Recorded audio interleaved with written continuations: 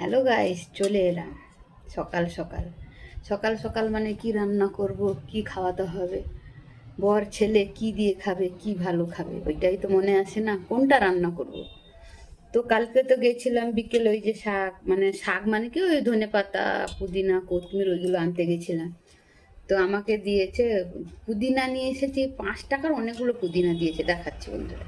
এই যে দেখো, 5 টাকায় এতগুলো পুদিনা দিয়েছে।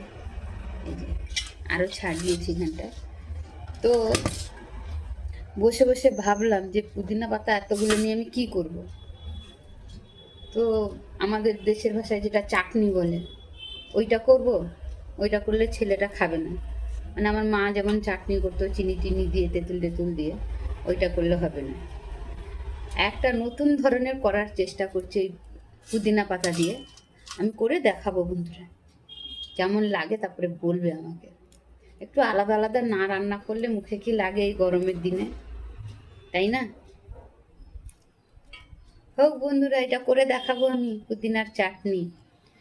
পুদিনার চাটনি না, এই হায়দ্রাবাদের ভাষায় বলে তক্কু। ওইটা করে দেখাবো, কি কি দেবো ওতে, ওইটাও দেখাবো, তাই না বন্ধুরা? না দেখালে কি করে হবে?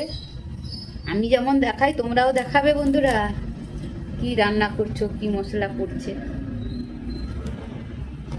বাই।